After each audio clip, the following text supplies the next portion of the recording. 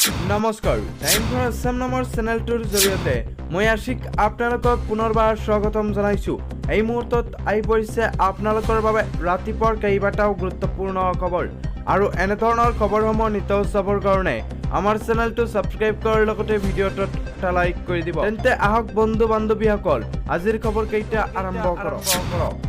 ৰিনিকি ভূঞা শৰ্মাৰ নাম শুনিলেই অসমীয়া মানুহে ভয় কৰিবলৈ আৰম্ভ কৰিছে। এইদৰে এবাৰ মন্তব্য কৰিছে অখিল গগৈয়ে। সোমবাৰে ডিব্ৰুগড়ত অনুষ্ঠিত হোৱা এক দলীয় সভাত অংশ লৈ বিধায়ক অখিল গগৈয়ে কয় যে মুখ্যমন্ত্ৰীৰ পত্নীয়ে অসমৰ বিভিন্ন ঠাইত যি ধৰণে গোগ্ৰাছে মাটি দখল কৰিবলৈ লৈছে, মাটি কিনিবলৈ লৈছে, তাক লৈ অসমীয়া মানুহ আজি সংকৃত যে ভাবিবলৈ বাধ্য হৈছে যে অসমৰ মানুহে মাটি মুখ্যমন্ত্ৰী ডক্টৰ হিমন্ত বিশ্ব শৰ্মা আৰু তেওঁৰ পৰিয়ালৰ ওচৰত সুৰক্ষিত নহয় নেকি।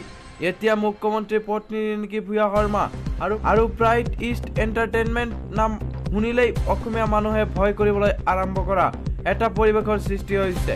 মানুহে ভয় খাবলৈ লৈছে যে আমাৰ মাটিও তেওঁলোকে কাঢ়িব নেকি। পৰিস্থিতি এয়া পৰ্যায় পাইছেগৈ বুলি মন্তব্য কৰিছে অখিল গগৈয়ে। উল্লেখ্য যে মুখ্যমন্ত্ৰীৰ পৰিয়ালৰ বিৰুদ্ধে উত্থাপিত হোৱা ভূমি বিতৰ্কক লৈ যোৱা বিধানসভাত শৰৎকালীন অধিৱেশনত সৰব হৈছিল অখিল গগৈ।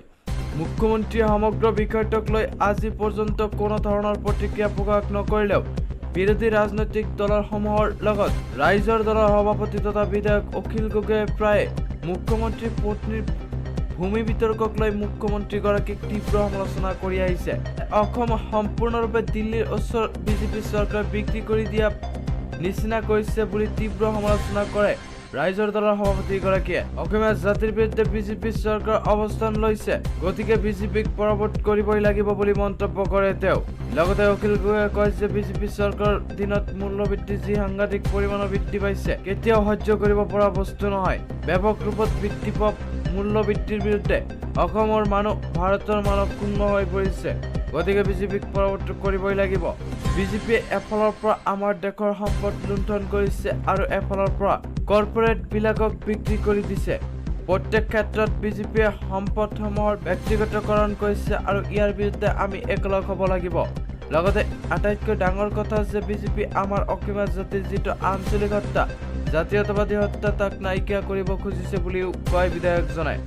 লগতে আজিৰ পৰৱৰ্তী খবৰ, বিজেপিক উফৰাবলৈ কংগ্ৰেছৰ 10টা বৃহৎ গেৰাণ্টি। মধ্যপ্ৰদেশৰ বিজেপি চৰকাৰক চেলেঞ্জ দি জনতালৈ 10টা গেৰাণ্টি কংগ্ৰেছৰ। প্ৰতিমাহে হাজাৰ হাজাৰ মহিলাই লাভ কৰিব 1500 টকা। হয় বন্ধু বান্ধৱীসকল, 100 ইউনিটলৈকে বিনামূলীয়া বিজুলী গেৰাণ্টি কংগ্ৰেছৰ। 500 টকাতে যোগান ধৰা হ'ব ঘৰুৱা চিলিণ্ডাৰ। কংগ্ৰেছ চৰকাৰ হলে পুৰণি পেঞ্চন নীতি ৰূপায়ণ কৰা হ'ব। হাজাৰ হাজাৰ কৃষকৰ ঋণ মাফ কৰিব কংগ্ৰেছ চৰকাৰে। খেতিত প্ৰয়োজনীয় জলসিঞ্চনৰ বিদ্যুৎ মাচুলৰ ক্ষেত্ৰতো দিয়া হ'ব ৰেহাই। OBC সকলৰ বাবে 27% সংৰক্ষণৰ ব্যৱস্থা কৰাৰ গেৰাণ্টি। ঘৰত বিনামূলীয়া বিজুলী যোগান ধৰিব কংগ্ৰেছে। কৃষকৰ ওপৰত থকা সকলো মুখ দৰমহা প্ৰত্যাহাৰ কৰা হ'ব। লগতে আজিৰ পৰৱৰ্তী খবৰ, বিজেপি কৰ্মীৰ আক্ৰমণত আঘাতপ্ৰাপ্ত আপৰ যুৱ নেতা। এই মুহূৰ্তত আহি পৰিছে এটা ডাঙৰ গুৰুত্বপূৰ্ণ খবৰ। নগাঁও আপৰ নেতাক প্ৰহাৰ বিজেপি কৰ্মীৰ। নগাঁও চহৰ লক্ষ্মীনগৰৰ চাৰিআলিত সংঘটিত হৈছে এই ঘটনা। বিজেপি কৰ্মীৰ আক্ৰমণত বলি হোৱা আপৰ যুৱ নেতাগৰাকীৰ নাম ৰাছিদ কাকতি। জানিব পৰা মতে আপৰ হৈ প্ৰচাৰ চলোৱাৰ বাবে যুৱ নেতা কাকতিক বিজেপিৰ এজন কৰ্মীয়ে গুৰিকৈ প্ৰহাৰ কৰে। জনৈক মিণ্টু হাজৰিকা আৰু একাংশ সতীৰ্থ আক্ৰমণ কৰাৰ অভিযোগ উত্থাপন কৰা হৈছে।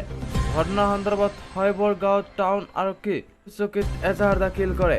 ইতিমধ্যে গুৰুতৰভাৱে আঘাতপ্ৰাপ্ত আপৰ নেতাগৰাকীক চিকিৎসালয়ত ভৰ্তি কৰা হৈছে। আপৰ যুৱ নেতা কাকতিয়ে নাকত গুৰুতৰভাৱে আঘাতপ্ৰাপ্ত হয়। ঘটনাক লৈ নগাঁৱত তীব্ৰ প্ৰতিক্ৰিয়াৰ সৃষ্টি হৈছে। বিজেপিৰ কৰ্মী এনে কাণ্ডক লৈ বিভিন্নজনে গৰিহণা দিয়ে।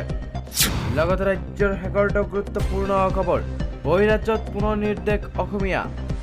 কৰ্মসংস্থাপনৰ বাবে বহিৰাজ্যত গৈ পুনৰ নিৰ্দেশ অসমৰ যুৱক। এইবাৰ কৰ্মসংস্থাপন বিচাৰি গৈ সন্ধানহীন হৈছে মেৰাপানীৰ এজন যুৱক। ঘটনাৰ বিৱৰণ অনুসৰি মেৰাপানী 5 নং শান্তিপুৰৰ বৌবাৰী নামৰ ব্যক্তিজনে কৰ্মসংস্থাপন বিচাৰি 22 ছেপ্টেম্বৰ তাৰিখে ফৰকাটিঙৰ পৰা ৰেলযোগে তামিলনাডুলৈ গৈছিল। কিন্তু তামিলনাডুৰ পোৱাৰ আগতে 25 ছেপ্টেম্বৰৰ দিনা ৰেলৰ পৰা নিৰুদ্দেশ হয় ব্যক্তিগৰাকী। পৰিয়ালৰ লোকে ব্যক্তিজনৰ নিৰ্দেশ হোৱাৰ খবৰ পোৱাৰ পিছতে ঘৰখনত এক শোকাকুল পৰিৱেশৰ বিৰাজ কৰিছে। ঘৰখনত একমাত্ৰ উপাৰ্জনকাৰী বৌ পৰি নিৰুদ্দেশৰ খবৰ পোৱাৰ পিছত মুখ্যমন্ত্ৰীক সহায়ৰ আহ্বান জনাইছে পৰিয়ালটোৱে।